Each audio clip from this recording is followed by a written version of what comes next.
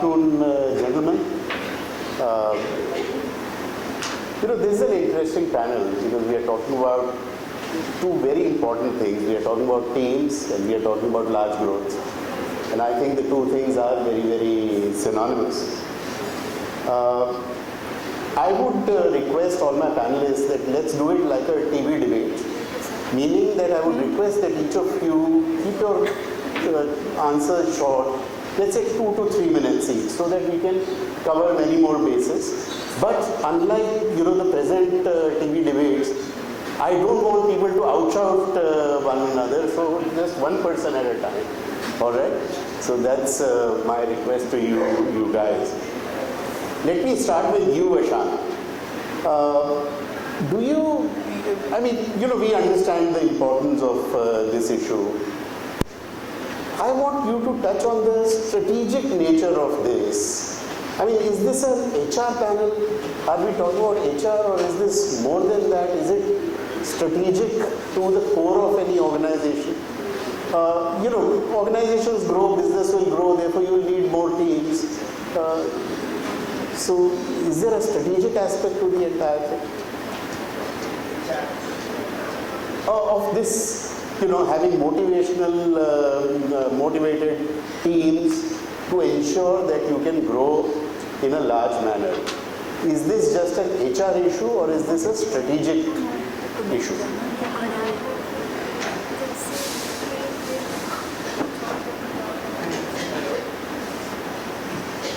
Hello. Yeah. Okay, so given the importance of the technology, given the importance of IP, given that all of us are becoming knowledge kind of entrepreneurs, whatever sector we are in, whether we are in finance or biotechnology or IT, the whole system is going to be driven by that knowledge component more than anything else. Beyond capital, beyond resources, other resources and so on. So to my mind, there can't be anything more strategic than human resources or the team that you have. And that starts from everywhere. I'm talking right from the top. The kind of team you assemble around you is strategic. The kind of people come together to run the company, form the company is important. It starts from there. Having done that, next level, the kind of CTO or whatever you want in various capacity. And I always hear from entrepreneurs that they have not got best capacity at level 2. Obviously, they have their own constraints. Maybe they can't attract best people, but if they can, it will be something very important. Whether they offer them stock options, whether they offer them good salary, whatever.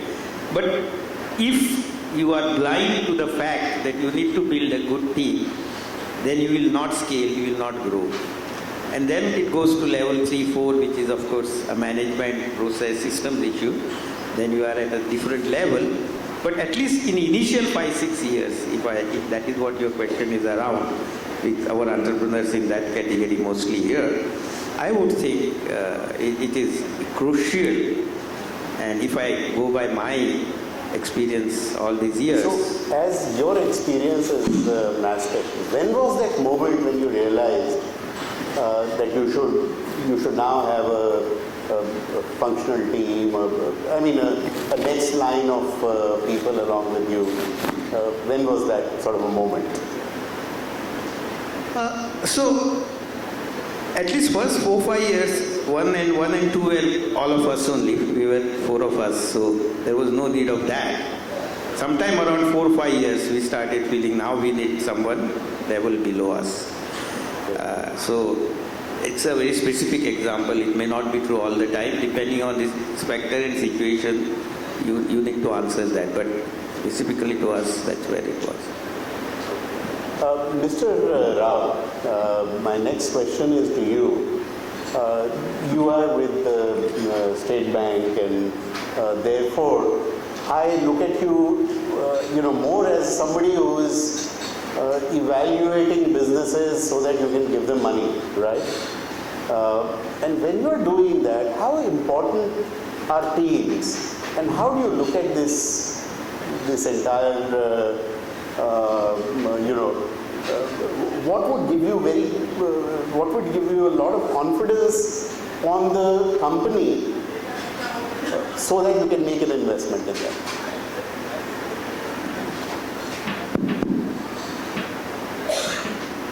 Typically, we are very new to this type of startups and all. Though we started maybe 10 years back, compared to our credit portfolio, it's not even 1%. But I joined recently, but when I got through all the files and all, we are one of the investors in IvyCap. Likewise, so many invested in so many venture capital funds and private equity. We always ensure that one is end user funds, at the same time the return. So what I can say is that it is basically the promoter, the industry, what is the future. Of course, teams is important, as my co-panelist mentioned. Without HR or without human capital, it's very difficult. We always insist that project is successful. Basically, we see who is the promoter behind it and what are their credentials. In the startup, yes, some amount we will take it as one of the bets because there is a risk and reward. Some ventures you have to invest, some you will get, some you will not get. As you asked that, the teams, basically in initial stages, it is rely on the promoter, how they are going on that. What could be some red flags that, this is what you see about a team and therefore you will not invest? One thing is that being a public sector bank, we have certain limitations. For example, I will tell you one of the limitations. When something goes bad, urgently you want to do a forensic survey or you want to do an urgent audit. If the expense is more than 5 lakhs, we have to follow CBC rules. It's a very cumbersome process. The red flags, when we observed with my experience, I was handling credit in Hyderabad for 10 years. The promoters, especially family-driven or entrepreneurs, they don't want to reduce their stake, they don't want to borrow. Everything they want to keep it. We used to tell them, why don't you divest some equity or involve somebody who want to keep money and come out of this problem. But they say, they always assume that problems are temporary in nature. It will come out over the period of time. I have seen it. For example, I have one live case where promoter is locking with good money in our own bank. And he want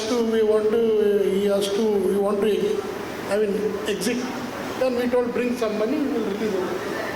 But he is not ready. He says, no, I don't want to bring somebody. You give loan against my existing thing, I will get out and I will repay. We told that rules will not permit for us. So we told them, you bring somebody, you at least divest 10% stake with your valuation, you will get beautiful people. You can get a good money and pay us to take over the company. He is not willing, I don't know.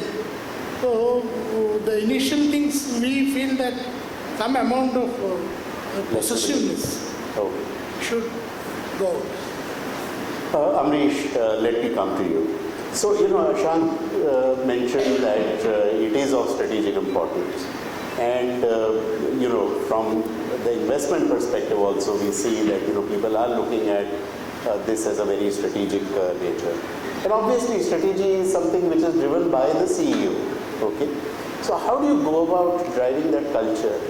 And in your specific case, I would like to ask you, how important was that when your acquisition of the company that you founded took place? From a buyer perspective, how important was it that this is the kind of a culture that you had created and therefore, you get additional value for it? Okay. Two parts to your question. The first part was how important is team and the team morale and everything else. I've been lucky to have built 2 large businesses right from scratch to go to about 1,700 to 2,000 people, both with a very startup mindset in the fintech space.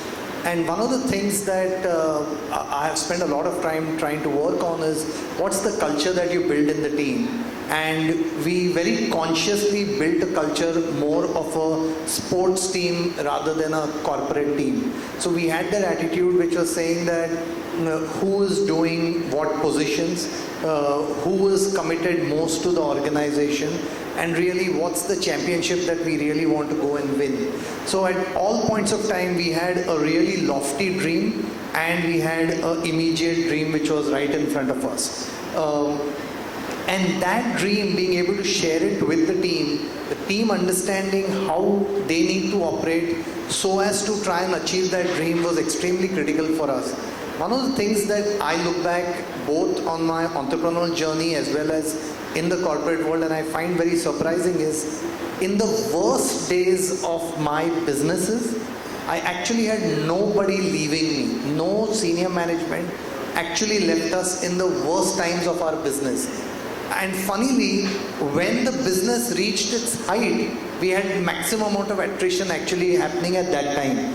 And I felt that this was more a factor of us in the journey being able to share this dream which says we want to reach and win this certain milestone which we are almost treating it like as a championship.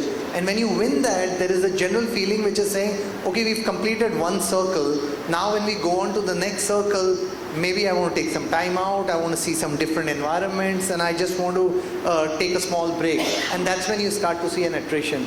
Or you want to have another challenge. Exactly. Challenge, as a manager, you then come up with a challenge. So the second part of your question is what I wanted to address there. So when we were building Citrus and it was funded by some of the marquee VCs, we sold the company for about 900 crores. And in that journey, and it was a journey for about 5.5 years, 6 years journey. And in that journey, we always tried to tell our teams that this is the goal, that we want to become the biggest payments company in India. I must admit, we never became the #1 payments company before we actually exited. We had another company like BillDesk, which was ahead of us in those days. We were #2, #3, and the buyers who bought us, they were again #2, #3. So the combined company, we then went 1. But when that acquisition happened, to your point, one circle had got completed, and then what we have tried to do over the last 3 years has tried to come up with a new message to the team which says there are far too many acquisitions which happen in India where the promoter leaves the keys and walks away, not caring about what happens to the employee, what happens to the business, what is the quality of business which has been sold. And many times the buying institution actually suffers in that case. We don't want that to happen with our acquisition. We want to set a benchmark in terms of how a good acquisition should be done and how a good startup should behave. And honestly, over the last 2.5 years, that's the only one message that we've been working with, saying, I was the CEO of the company saying, this is the metric on which we were bought and this is what the combined company is supposed to do. Let's stick to the plan, let's deliver to the plan. And you get to see support coming right across the organization in this endeavor of yours. Oh, wonderful. That's really wonderful. Arvind, coming to you. So, I have seen that the hardest sort of bridge to cross is for an entrepreneur to let go. Because an entrepreneur gets involved in everything. So, he's looking at A, B, C, D, E, F, G. He's right from chairman to the janitor. Everything is being done by the entrepreneur, right? And therefore, how do you make that mindset change? And how did you specifically, make that change in your organization? I think it's a very important question. Can you hold it a bit closer? I've personally gone through this in our business. There is one end where the entrepreneur is engineered to do everything, as you rightly pointed out. And it gets complemented by what I call the most dangerous part in an organization is the tendency of upward and sideward delegation of work. When somebody is ready to accept problems, then people just push problems and delegate it upwards rather than sideways. And that is one most important thing I would say one has to resist in an organization. So one fine day when I was going through this experience, I decided that now nobody would be allowed to just come with a problem. They have to come with a problem and A, B, or C alternative solutions. That just stopped that practice of upward and sideward delegation. That was one important lesson that I learned through my journey. The second important lesson that I learned in this related aspect is not to promote somebody to a level of incompetence. Right? You need to identify that this A person has the ability to go to the next level. He has to do the next task, which is of a different dimension, and therefore only promote people who have the ability to do so. And they should be aligned to your vision, to your dreams, to your ideas, and only then you can have a team which performs, where the ball doesn't drop. Because in a high growth company, I think the most important thing that you need to do is do things right more times than do things wrong. You can never always be right, but if you're always wrong, then it's a disaster. But it's also a disaster if you're wrong more often than you're right. So that is what you need to achieve, and that is the goal that we set out. Yeah, in the morning, Raman Roy talked about that most founders feel that they are, God's contribution to mankind. So how do you get over that? When you start building up the team, and as they say that, get people who are better than you in specific areas.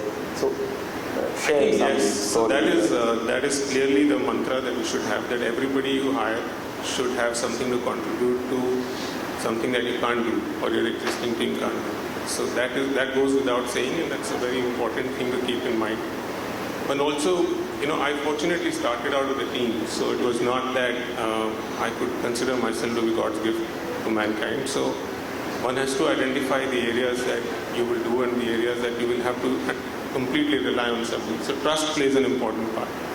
And you can do that only if you have people in your team whom you can 100% trust. If you have that, I think then it's no longer a challenge to be able to stay away from certain aspects of it. Okay, by the way, I'm sure you folks have questions. You know the process, so please send your questions so that we can ask. I had promised the panel that we will have about 20 minutes of dialogue, and then after that we will spend another 20 minutes answering your questions. So please, prepare your questions and send it so that we can have a deliberation on those as well. But before that, let me do another round of dialogue with you, and then I will take up the questions. So Asham, you were in an industry where revenue was directly a proportion of the number of people deployed. I mean, you hired a person, you trained a person, you organized the visa, send them abroad. So having large number of teams was sort of a natural phenomenon in the software industry at that time. What were the kind of challenges that were there in terms of operationalizing building up of these large teams? Okay, that's a very long question with long answer, having done it for last many decades. But so it goes like this, that I have seen a time in the industry when we started where this was not the best attractive job, in the sense that it didn't have that hype which is there today. So that was one time, and we used to, when we started NASCOM, we were trying to sell India before anything else and so on. That's a long story. The point I'm making is, this was not the best possible job that was there. Though I must say that I could attract people from IIT at that stage when we were only 15 people. I went to IIT Bombay and hired 8 of them. I find it difficult now. But the point I'm saying is, there was still hype of being a small company, but still there was not that much attraction. So we had to work very hard to get best of the best guys in the industry in the first 7-8 years of our time. Somewhere around, 1990 or late 80s, 90s, you can say, things started moving. And we had a large colleges which came up and so on. And then that's where the traction started. But what was most important was, are we geared to get best of the guys? From our processes, our systems, our approaches, and so on. So it was very crucial for us as my company, Mastech, as well as an industry, but how do we gear up and build systems and processes and approach to the best of the institution so that we get best of the people. I still remember I used to go and even correct in first early years all the papers that we used to give to trainee engineers and look at who scores how much and then interview him or her and so on. So the point I'm making is, in our kind of industry, it was very important that we get the best of the talent available, and in early years it was very difficult. But in the later years, what happened really was there was a traction of the industry itself, and in fact we were being flooded by the institutes as we speak, in terms of they had a lot of talent. But again, the problem still remained because many of these institutes did not get best of the inputs and so on because of long tail and so on. So I think all of us ultimately ended up in developing sophisticated hiring processes to get best of the guys. And I still feel that we need to improve everything every day, honestly, because things are changing. There is a lot of ecosystem around hiring now. Reference checks, then there is whole Naukri.com, the organization. All of that was not there around that time. Non-existent. Now, all of that ecosystem has changed. LinkedIn has come and so on. So, in that sense, it gets easier in terms of what we do. At the same time, there are challenges of a different kind which come up. I don't want to give you a long answer. That's why it's a long answer, how to get best guys and what are the challenges we face. But the point I'm saying, it's again a strategic in that sense. And we don't give that much importance we should be giving. Because that's where your raw material is coming from. So essentially you're saying go for skills. If skills are not there, then inculcate those skills within the organization and then work with the academic partners to ensure that those skills start coming in those sort of places. Let me change the order and let me start with you again, right? How do you touched upon it very briefly, but I want you to detail about this entire delegation. How did you delegate? How did you give up? How did you let the next set of team members start taking decisions, owning up to those decisions? You are paying for their mistakes. How did that happen? So actually, you said it yourself. The most important thing is, if you want people to take up responsibilities, you need to be ready to pay for their mistakes. If you are not there to own up to the problems or the mistakes or find solutions when you are present into a crisis, people will not take up responsibilities and people will not take decisions. So I think that is one fundamental thing, that you have to ensure that people are allowed to make mistakes, but you must not allow them to repeat mistakes. That should be a discipline that people should know, that you will never be penalized for a mistake, but you'll be penalized heavily for making the same mistake again. So that is the one thing that we kept in mind to ensure that people do their roles as delegated to them. Second, I think you need to identify very, very crisply that this is an area that I will not involve unless there is a challenge. That message should be very clear to the individual. If you are going to always look over the shoulder to what he or she is doing, he will never be able to perform. And he'll always look up to you for every problem, he'll always look up to you for every decision. So you have to very consciously decide that I will not enter this task until there is an issue. So that is some of the areas that we were able to define very clearly. Of course, it takes time to do that, because when you start, you tend to look at everything, but you have to very consciously keep stepping back from tasks so that people take their responsibility. So that I believe is very critical. One of the other operational tactical level things that we have seen is, in this era of emails and WhatsApps, etc., people tend to define their jobs as, when you ask somebody, is it done? The answer is, I've sent the email. Now that can't be the job definition. He has to complete the work. Sending an email out to somebody and then passing the buck is not the answer. But that I see more and more, and that is enabled more and more by this email traffic, which is so easy to create. And one has to resist that at a very operational level. So Amrish, so having delegated, you still need to control. How do you ensure accountability, and how do you ensure that the vision that a CEO has, a founder has, is getting translated? So there's a very big difference between how you operate in a traditional corporate and how you operate in the new age startups that we are seeing coming up in India. Let me give you one simple example. In quite a few corporates, the employees are motivated to go up the ladder.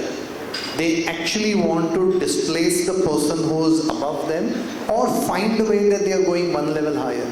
You'll be surprised that in a startup, if there is a coder who does great coding, who's working on a great platform, he has no intention of going and becoming a people's manager. He's absolutely happy to continue to do his job in coding. Similarly, if there's a great designer, the designer has no interest to try and become a project manager. He wants to continue to do his job as a fantastic designer. Second, in the corporate world, I think we all are structured to saying what's my salary, what's my payout, and how do I get that together. A lot of people who are today joining in a startup is really trying to look at what is the ESOP, what is the upside, what could be the potential output out of it. All of that has now to be thought through in the new way of management. So in the new way of management is there is a very high chance that there is no conflict within the organization. There is no ambition within the people to try and displace people above them. And there is a need within a startup to create that excitement. Get people to start moving up. Get people to start working with their colleagues. Try and get them to help out their colleagues. Try and get them to become leaders so that they can share their experiences. And how you do that is a completely different exercise than what it used to be before. I think once you have understood the mindset with which some of the persons who come into your organization, it becomes a lot more easier how you manage them and get the best out of them. Wonderful. I think that's a great answer. Mr. Rao, when you are really talking about a very large organization, then that is the time when processes take over. How do you ensure motivation when you have very large structures and large processes that are driving various kinds of things?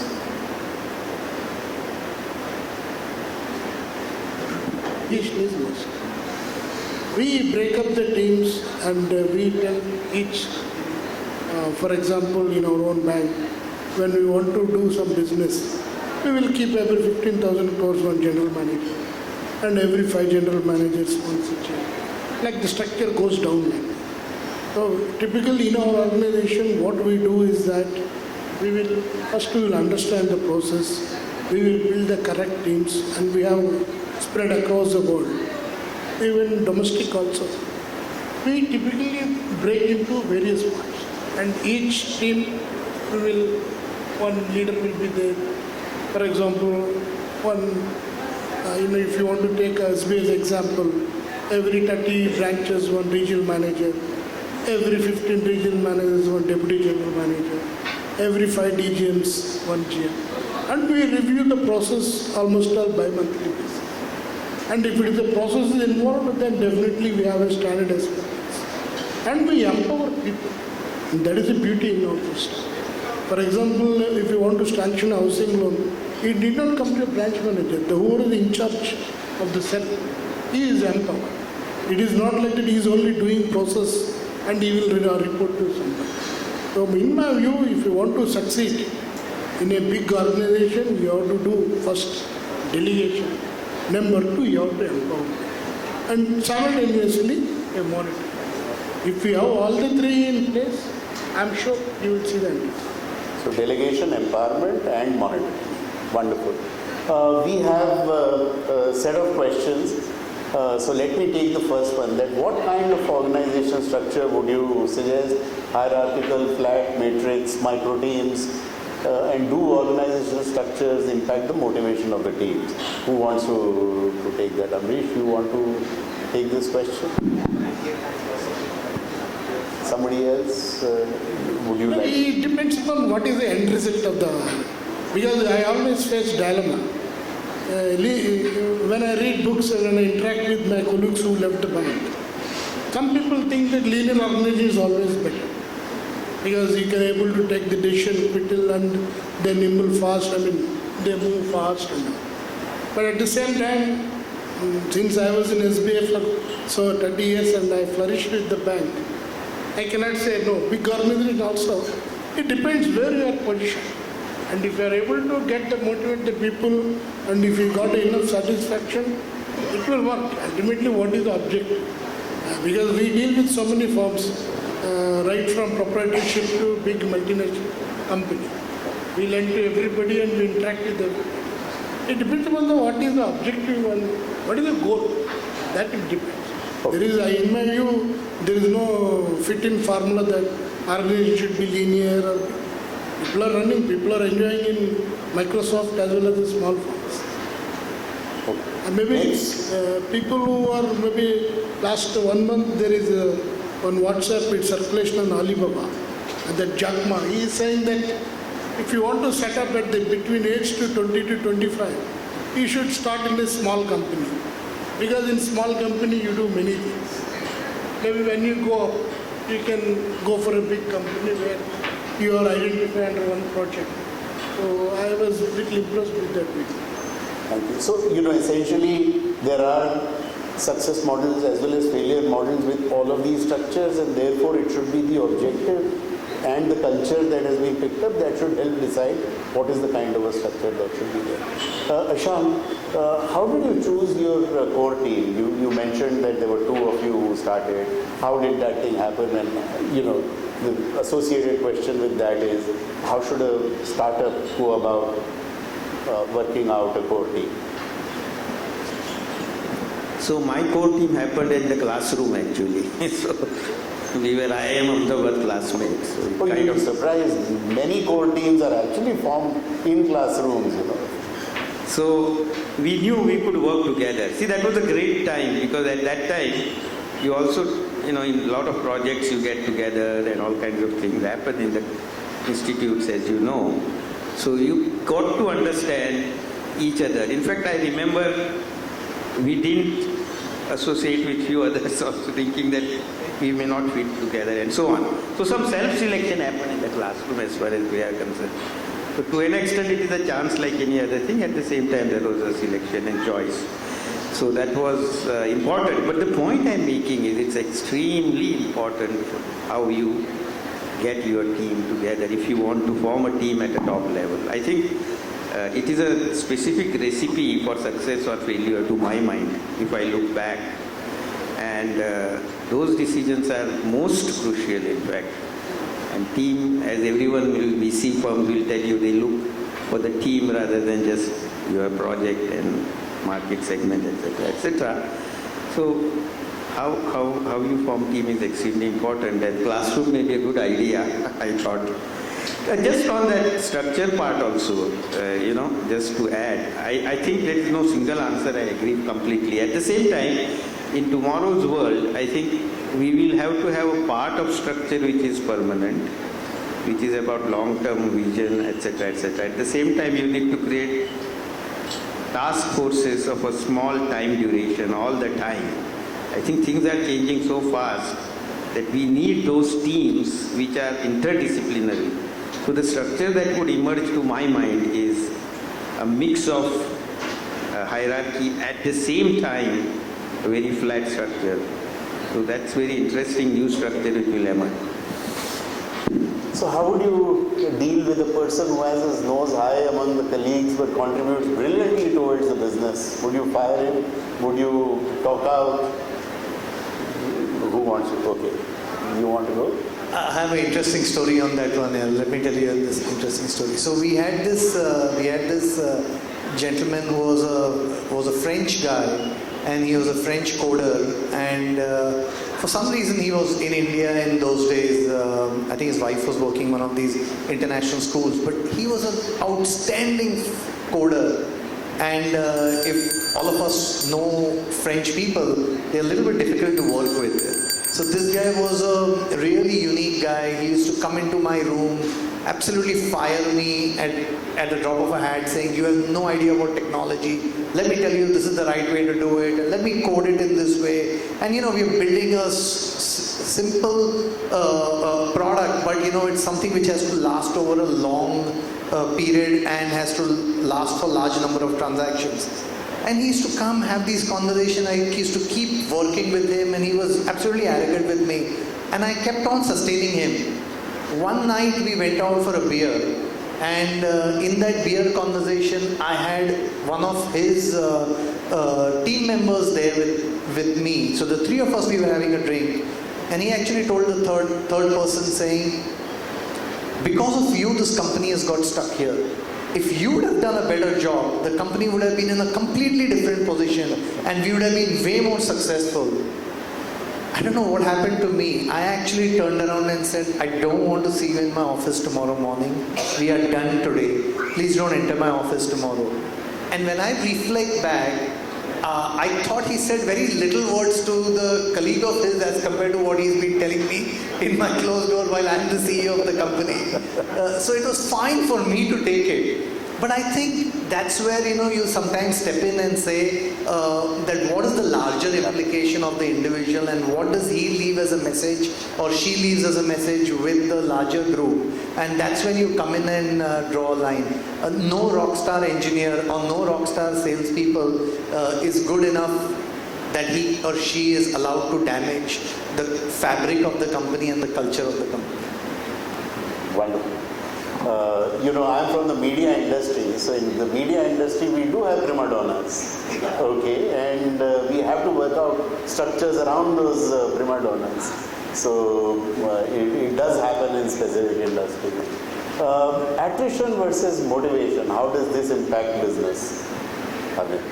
I think motivation is a way better target to achieve than allowing attrition. You know, somebody once told me almost 20 years ago that you're in this knowledge economy, your company value walks out of the door every evening. So it's absolutely important to retain what works and motivate those people, than try to, you know, fight attrition on a negative sense. Okay, the last question, I'm actually turning it around, and I'm requesting each of you to give one personal story of something which really ended up motivating your team. Shall I start with you? So something that you personally did or personally saw which ended up really creating that great motivation for the entire organization. So I can tell you a good story about 2011. In 2011, when we started off, 2012, we started off with Citrus. In the early days, you know, we thought this company is going to be some fun experiment, fun project, and there'll be a little bit of an outcome out there. And we started to give out ESOPs. And we gave ESOPs to people at very different positions. And we had these two office boys, one who used to be like the security guard, and the other one was somebody who used to be like the documents boy, you know, who used to carry documents around the city for us. Just to put this into context, those guys today are still in the company, must be at a 30,000, 35,000 per month salary. They're still in the company. So we gave them ESOPs also. And when we sold the company, when we looked at the ESOPs that they had, each one of them got a payout of 50 lakhs. And we had just not considered it when we were giving out the ESOPs. And each one of them had 50 lakhs. In fact, one of those guys, he went to his wife and told him, you know, मेरे को 50 लाख मिलने वाला है. Wife said, सेठ लोग ऐसे ही झूठ बोलता है, कभी सुनने का नहीं इन लोग का. जब बैंक अकाउंट में आएगा तभी बात करेंगे. And you know, it happened. The funny thing is, both of these guys are still with us, and we're just happy out of that outcome. Wonderful story, Mr. Yeah, absolutely. Mr. Rao, would you like to share? And I think since we are only 12 seconds away, may I request? quick I stories think now. being a public sector, we have very few choices. But when I was in Maldives, local people are mostly 80% local people. And we pay fixed salary and a little one-month bonus, that is standard. But still people are thinking that, like, I always believe empowerment as well as the self-esteem. So suddenly when I found that one particular day, February 4th, 1974, that was the day a branch was inaugurated. All along nobody bothered that. So when I saw that date, then I told February 4 in 2015, I told them this is our branch foundation day. Let us celebrate today differently. We have 8-floor branch, it's the biggest branch. So each floor we told them people will come with decorations based on the floor. We put one competition, which is the best floor, then we gave the prizes. It totally changed the culture of the branch. Wonderful, I feel always happy about it. wonderful. Prashant. Actually, 12 seconds are not enough, PG, for what I am going to say. But I must tell you this because it is etched in my mind. There is some incident which has happened, which I didn't know would create so much of impact, so much so that even now, 25 years after that, whenever there is some discussion in Facebooks and so on, this is discussed. So I must share that with you. We used to have what is called as runtime. We used to take whole company mass take together, go to some place, put everybody in 5-star hotel for 3 days and go together in train, night journey and have a antakshari, all together. My driver could stay next to me and so on. So what happened at one of these events, we were going, I had one of my senior manager and his wife and 1 year daughter. And train had stopped at one place. The kids started crying, wanted milk very badly. Train was about to leave. I don't know what happened to me. I just jumped out, quarter of milk, and gave it to the mother. Came back. I just did it without any management or motivation. I just felt I should do this. But that story remained so much is that, a CEO of a company could do this is something that created so much of motivation and so much of a iconic symbol. That story goes around even now. So that's what we do. People observe. The point, the summary is Wonderful. we think people don't observe us. People see us very carefully and make their own conclusions. Is all that I'm saying. Yeah, to you. Yeah. Thank you. So this happened actually in our first year. We had started the company with a capital of 25 crores and it was a startup, so we didn't have a great resource to handle our finance and accounts. So we hired a fresh chartered accountant who had no work experience to handle this. And lo and behold, in 7 months, he made a mistake and we lost 2 crores. So it was a big sum of money for us to lose. But we never penalized him because it came out of his ignorance. And that incident goes around in the company multiple times. He continues with us for 10 years. He's one of our most trusted persons. But he would never make a mistake again. But he has learned a lot from his mistake, and other people have also got this fundamental belief that if something happens because you don't know something, that is acceptable. But knowing something and making a mistake is tricky. Wonderful. I think you have got the answer to this question, that there can be different flavors. There could be financial incentive, there could be involvement, there could be caring, there could be trust, but it is the CEO who has to come out and do different kind of activities, and that is what then results into huge amount of motivation as far as employees are concerned. Panel, you've been fantastic, absolutely fantastic. A big round of applause for all of you.